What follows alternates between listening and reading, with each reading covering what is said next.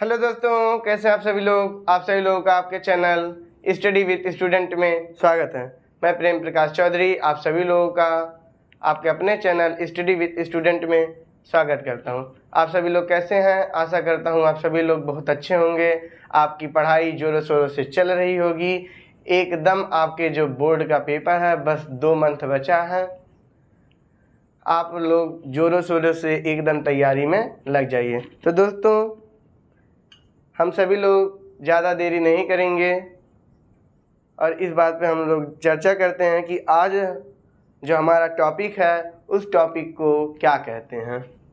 तो जो दोस्तों हमारा आज का टॉपिक है उस टॉपिक को कहते हैं पुरुष जनन तंत्र। पुरुष जनन तंत्र यानी male reproductive system. Male reproductive system क्या होता है, आइए देखते हैं। आप सभी लोग हमारे साथ हेडिंग बनाएंगे, पुरुष जनन तंत्र। हेडिंग लगाइए, पुरुष जनन तंत्र यानी मेल रिप्रोडक्टिव सिस्टम। हेडिंग लगा लीजिए, पुरुष जनन तंत्र यानी male reproductive system. Male reproductive system क्या होता है?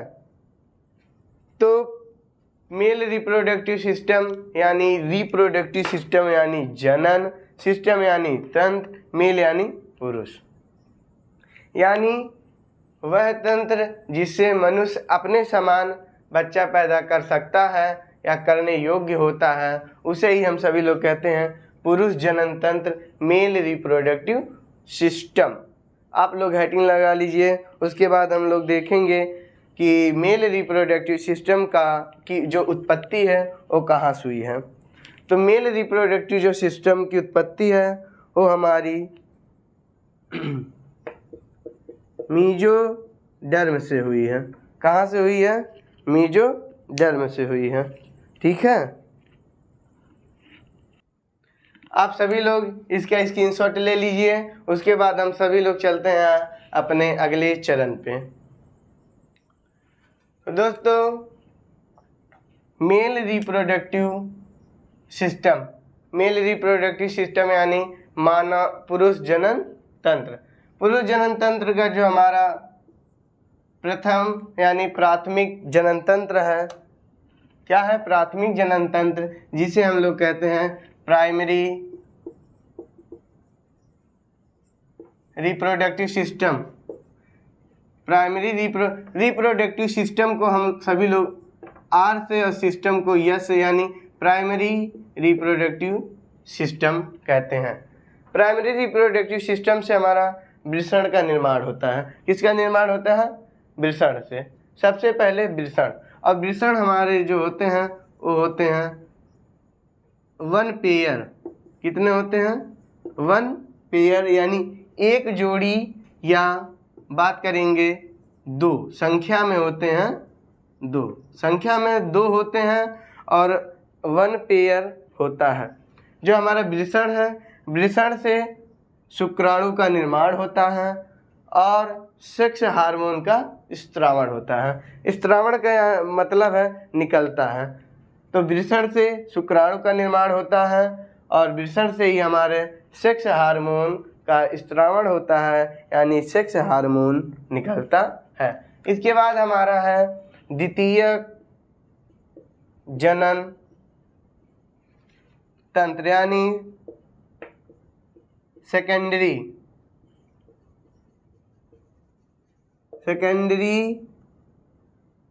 Reproductive system. जो हमारा सेकेंडरी रिप्रोडक्टिव सिस्टम है, इसमें हमारे, चलिए इसको हम सभी लोग नेक्स्ट पेज पे देखते हैं। आप इसका स्क्रीनशॉट ले लीजिए।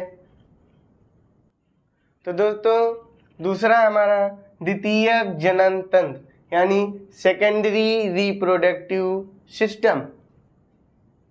द्वितीय जनन तंत्र, सेकेंडरी रिप्रोडक्टिव सिस्टम। तो ये हमारे 3 प्रकार के होते हैं। कितने प्रकार के होते हैं? 3 प्रकार के। नंबर 1 है हमारा सहायक नलिका। आप सभी लोग हमारे साथ हेडिंग डाल कर लिखिए सहायक नलिका। दूसरा है सहायक ग्रंथियां। क्या है? सहायक ग्रंथियां। और तीसरा है हमारा बाह्य जनन अंग। क्या है? बाह्य जनन अंग। आप सभी लोग इसका स्क्रीनशॉट ले लीजिए। चलिए आइए चलते हैं हम सभी लोग अब अगले चरण पे। तो दोस्तों हमारा जो प्राइमरी रिप्रोडक्टिव सिस्टम है, प्राथमिक जनन अंग है, वो है वृषण। आइए हम लोग देखते हैं वृषण क्या होता है। वृषण को हम सभी लोग इंग्लिश में कहते हैं रेटेटेस्टिस।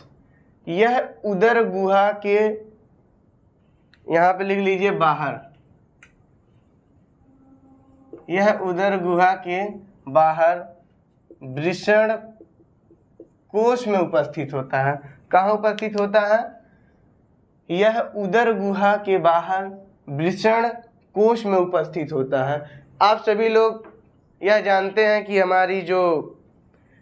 हमारा जो वृषण है वन पेयर यानी संख्या में 2 होती है और दोनों पूरे बॉडी से अलग वृषण कोश में उपस्थित होता है।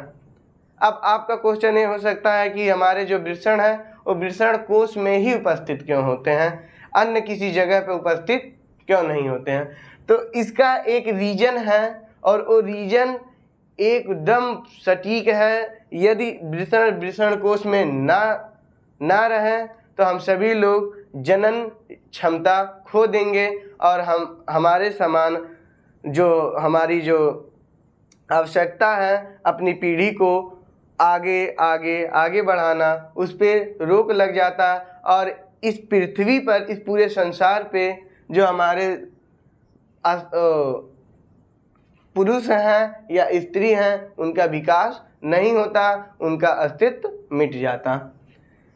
अब क्वेश्चन है कि जो हमारे वृषण है वो वृषण कोश में क्यों होते हैं? तो हमारे पूरे जो बॉडी है, इस बॉडी का टेम्परेचर 37 डिग्री सेल्सियस, सामान्य बॉडी का टेम्परेचर 37 डिग्री सेल्सियस होता है। और जो हमारा वृषण है, आप सभी लोगों को मैंने बताया है कि जो वृषण है उसमें हमारे शुक्राणु का निर्माण होता है और सेक्स हार्मोन्स का स्त्रावण होता है। तो जो हमारा शुक्राणु का निर्माण होगा, यदि शुक्राणु नहीं होंगे तो हम सभी लोग जनन नहीं कर सकते हैं। तो जो हमारा बॉडी का टेम्परेचर है वो 37 डिग्री सेल्सियस होता है, लेकिन जो हमारे शुक्राणु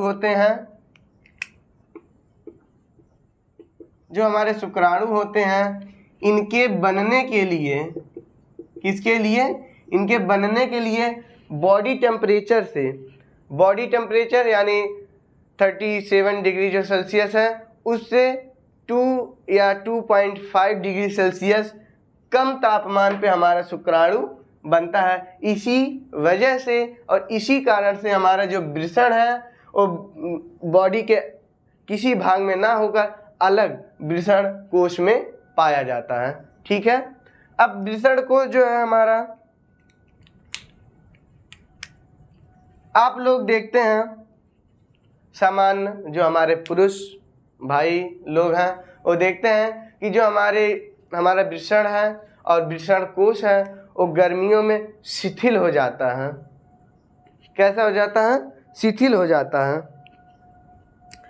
तथा सर्दियों में संकुचित हो जाता है। शिथिल का मतलब होता है कि जो हमारी मसल्स हैं वो नरम हो जाती हैं और फैल जाती हैं, लेकिन वही आप सर्दियों में महसूस करेंगे, सर्दियों में देखेंगे तो जो हमारी मसल्स हैं वो एक दूसरे से जकड़ी होती हैं और उस संकुचित हो जाती हैं। संकुचित का मतलब होता है बटुर जाती हैं। ठीक है। तो ये जो क्रिया है हमारे जब वृषण कोश का संकुचित तथा शिथिल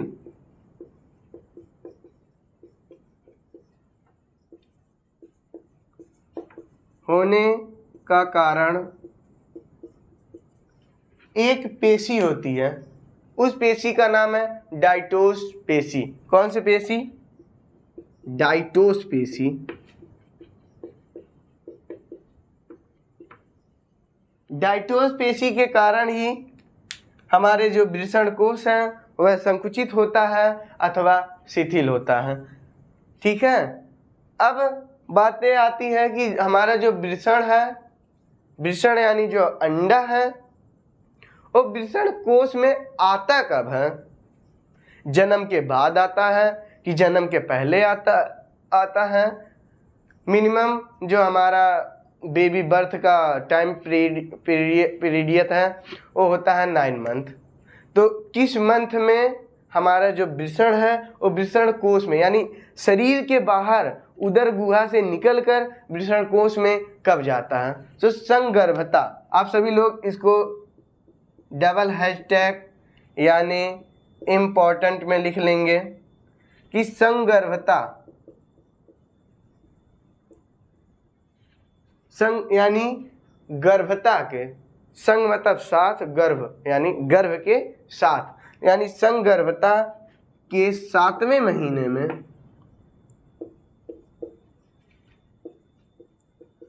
संगर्भता के 7वें महीने में वृषण कोश में आ जाते हैं। कहाँ आ जाते हैं? वृषण कोश में आ जाते हैं।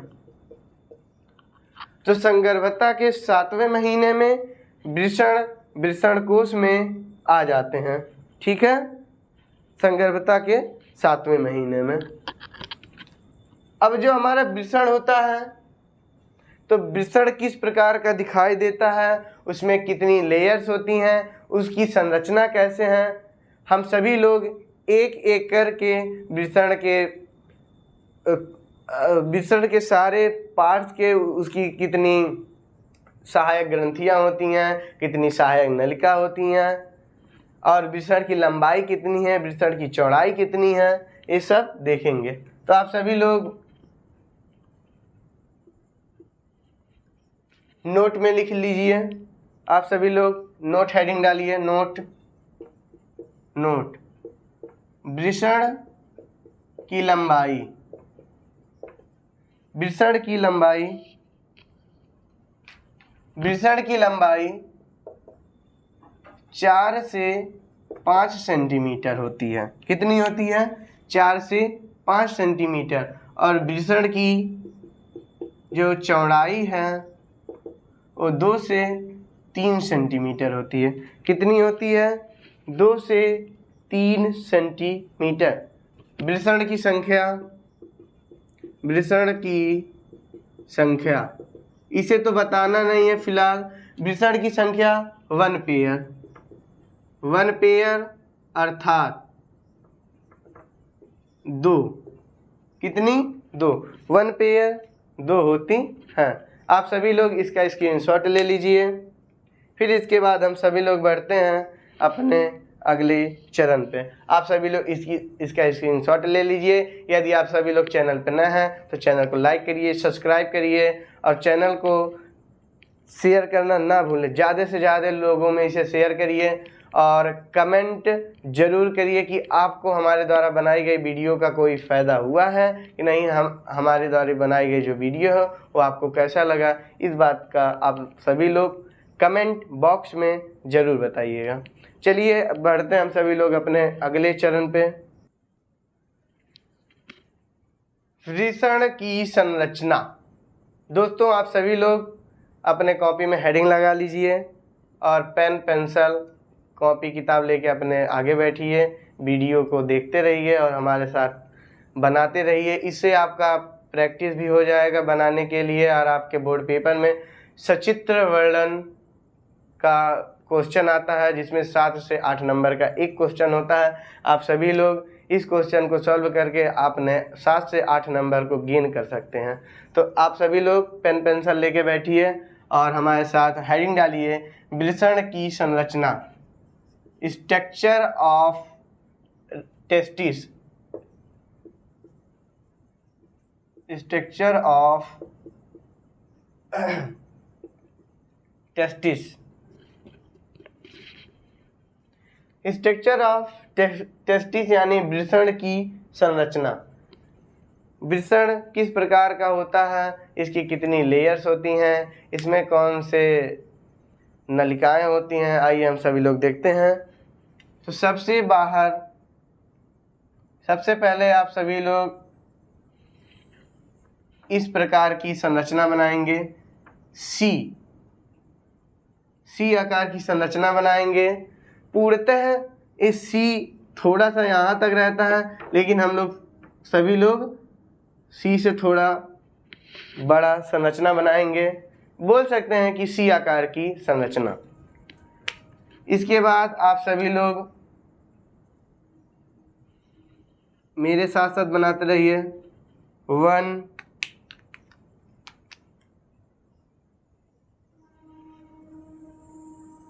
2 और 3 बनाइए, हमारे साथ साथ बनाइए। सबसे बाहर एक लेयर होती है, इसमें मांस चढ़े होते हैं। क्या चढ़े होते हैं? मांस। उसके बाद हमारी आती है प्रथम लेयर, द्वितीय लेयर और तृतीय लेयर। तो सबसे प्रथम यानी बाहरी लेयर, बाहरी स्तर को कहते हैं, दिखाई दे रहा है? हाँ। तो सबसे बाहरी लेयर को हम लोग कहते हैं ट्यूनिका। ट्यूनिका डालिए। वेजिनेलिस, क्या बोलते हैं? Tunica vaginalis. साथ में काम करिए, साथ में काम करेंगे तो बहुत मज़ा आएगा। और चैनल को लाइक जरूर करिए, सब्सक्राइब करिए। मैं प्रेम प्रकाश चौधरी, आप सभी लोगों का छोटा भाई, आप लोगों के लिए बहुत मेहनत कर रहा हूं, तो इसका परिणाम आप लोग यही करिएगा कि चैनल को लाइक करिए, सब्सक्राइब करिए, कमेंट करना ना भूलिए। अपने दोस्तों को शेयर जरूर करें, ज़्यादा से ज़्यादा वीडियो को अपने टेलीग्राम पे, व्हाट्सएप पे, फेसबुक पे, ट्विटर पे, इंस्टाग्राम पे शेयर करिए, ठीक है? तो चलिए देखते हैं। सबसे बाहरी जो लेयर है उसे कहते हैं ट्यूनिका वेजिनेलिस। क्या बोलते हैं? Tunica vaginalis. उसके बाद हमारी जो सेकंड लेयर आती है उसे कहते हैं ट्यूनिका एल्बुजिनिया। क्या बोलते हैं?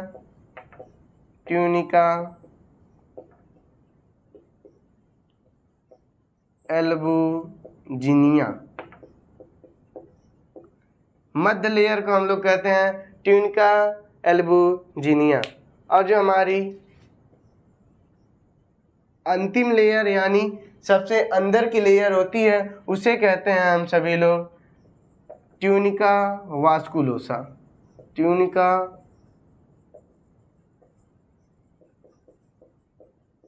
क्या बोलते हैं? ट्यूनिका वास्कुलोसा। ये दिखाई नहीं दे रहा है, मैं ऊपर बनाता हूँ, इधर लिख देता हूँ। सबसे अंतिम की लेयर है ट्यूनिका वास्कुलोसा। आप सभी लोग साथ में काम करेंगे तो बहुत मज़ा आएगा। हो गया? इसके बाद हम सभी लोग ऐसी पतली पतली नलिकाएं निकालेंगे।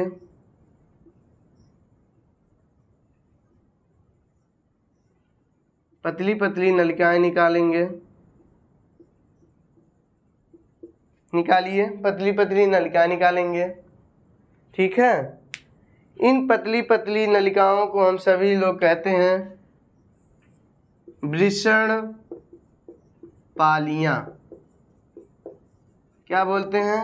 वृषण पालियां यानी टेस्टिकुलर लेब्यूल। टेस्टिकुलर लेब्यूल।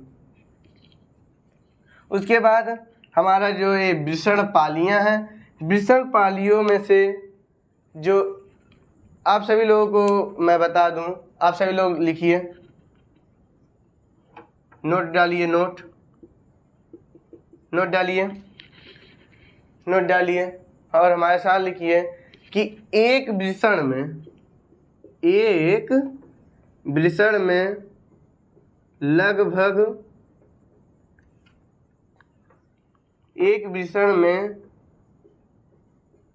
लगभग 250 से 300 तक वृषण पालियां होती हैं। कितनी होती हैं? एक वृषण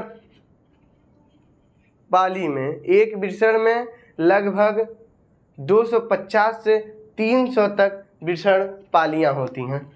उसके बाद नोट नंबर 2 है कि एक वृषण पाली में, एक वृषण पाली में कितने में? एक वृषण पाली में लगभग 1 या 3 अतिकुंडलित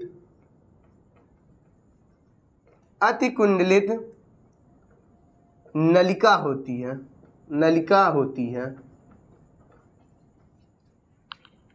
एक वृषण पाली में लगभग 1 से 3 नलिका होती है, अतिकुंडलित नलिका होती है, जिसे शुक्र जनन नलिका यानी सेमनीफेरस ट्यूब्यूल्स कहते हैं। तो ये जो हमारी, देखिए मान लीजिए इसमें 1 है, इसमें 2 हो गई, इसमें 3 हो गई, 2 1 3 2 1। इस प्रकार से एक वृषण पाली में लगभग 1 2 या 3 अतिकुंडलित नलिका होती है, जिसे शुक्र जनन नलिका सेमनीफेरस ट्यूब्यूल्स कहते हैं। क्या बोलते हैं? Seminiferous tubules. इसे बोलते हैं सेमनीफेरस ट्यूब्यूल्स। सेमनीफेरस ट्यूब्यूल्स होते हैं। तो दोस्तों आप सभी लोग इसका स्क्रीनशॉट ले लीजिए, कॉपी पे बनाना ज़रूर बनाइए। इसके बाद हमारे जो वृषण है, इसके बाद जो वृषण की संरचना होती है, यहाँ पे रेटेड टेस्टिस का निर्माण होता है। रेटेड टेस्टिस से नली निकलती है और यहाँ से अधिवृषण बनता है। अधिवृषण शुक्रवाहक आते हैं और इसके ऊपरी भाग पे नलिका होती है जो जाती है, यहाँ से खुलती है। तमाम प्रकार की नलिका है। इसे हम सभी लोग अपने नेक्स्ट वीडियो में, आने वाली हमारी जो नेक्स्ट वीडियो होगी, इसमें पढ़ेंगे। ठीक है, आप सभी लोग इसका स्क्रीनशॉट ले लीजिए। चैनल पर नए हैं तो चैनल को लाइक करिए, सब्सक्राइब करिए। तब तक के लिए थैंक यू वेरी मच।